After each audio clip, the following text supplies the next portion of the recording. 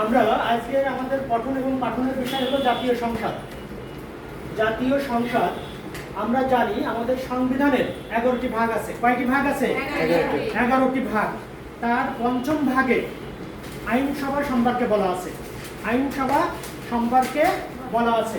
তাহলে আইনসভা সম্পর্কে বলা আছে কত নম্বর অনুচ্ছেদে? 65 নম্বর অনুচ্ছেদে। জাতীয় সংসদের যে আইনসভা অর্থাৎ এটি বলা আছে 65 নম্বর অনুচ্ছেদে। আমরা জাতীয় সংসদের গঠন যেটি 65(2) অনুযায়ী 65(2) অনুযায়ী নির্বাচিত আসন 300টি, নির্বাচিত আসন 300টি ও 65(3) অনুযায়ী নারীদের জন্য সংযুক্ত আসন কতটি? কতটি? কত নম্বর অনুচ্ছেদ অনুযায়ী? 65(3) অনুযায়ী। Very good.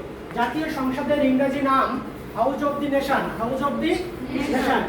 House of the nation. জাতীয় সংসদের প্রতীক হলো শাপলা। জাতীয় সংসদের প্রতীক কি? শাপলা। এখন জাতীয় সংসদের প্রতীক শাপলা, এর বাইরে আমরা বেশ কিছু তথ্য জানবো যেগুলো আমাদের পরীক্ষার জন্য কার্যকরী। জাতীয় সংসদের শাপলা আমরা জানলাম, এই শাপলার বৈজ্ঞানিক নাম নিমফিয়া নৌচালি। নিমফিয়া নৌচালি। এই শাপলা আমাদের জাতীয় প্রতীক, বাংলাদেশের যে জাতীয় প্রতীক যেটি, সেই প্রতীকে আমাদের কি আছে? শাপলা আছে।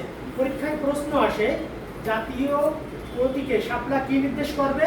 সৌন্দর্য ও সুরুচি। এক্সিলেন্ট। তোমরা লেখার সঙ্গে সঙ্গে দেখি মুখস্থ করে ফেলেছো, আলহামদুলিল্লাহ, খুব খুশি হলাম জেনে। এই জাতীয় প্রতীক যেটি আমরা জানলাম শাপলা, এই শাপলাটি বাংলাদেশের জাতীয় ফুল। এর বাইরেও শ্রীলঙ্কার জাতীয় ফুলও হলো শাপলা।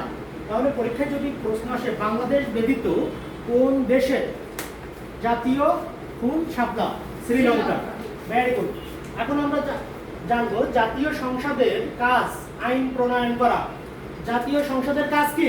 আইন প্রণয়ন করা। জাতীয় সংসদের স্থপতির নাম কি? লুই ইসাডর আইকন। Very good. জাতীয় সংসদের ভবন ডিজাইনার ছিলেন হেনরি ট্যামোগ্যাম।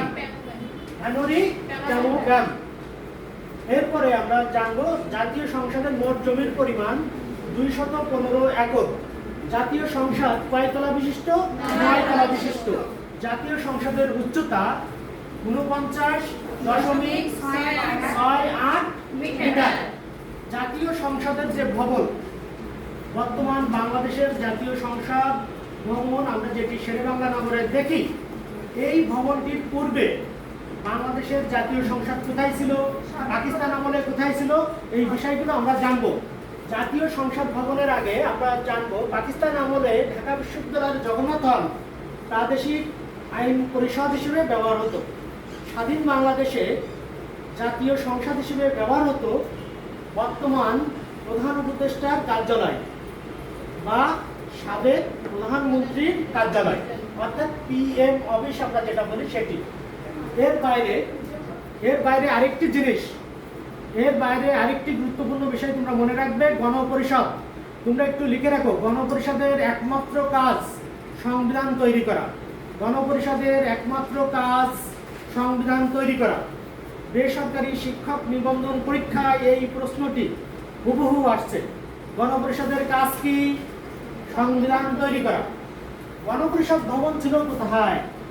গণপরিষদ ভবন ছিল, আমরা জানি, সাবেক প্রধানমন্ত্রীর যে বাসভবন গণভবন, সেই গণভবনই ছিল গণপরিষদ ভবন।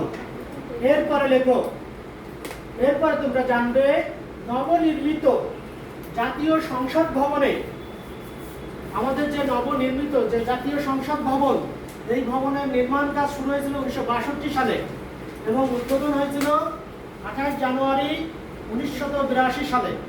1982 সালের 28 জানুয়ারি জাতীয় সংসদ ভবন উদ্বোধনের পরে এই ভবনে প্রথম অধিবেশন বসে 15 ফেব্রুয়ারি 1982 সালে। এই জাতীয় সংসদের প্রথম স্পিকার ছিল কে? জাতীয় সংসদের প্রথম স্পিকার কে? মোহাম্মদুল্লাহ। জাতীয় সংসদ নেতা কে? জাতীয় সংসদ নেতা কে?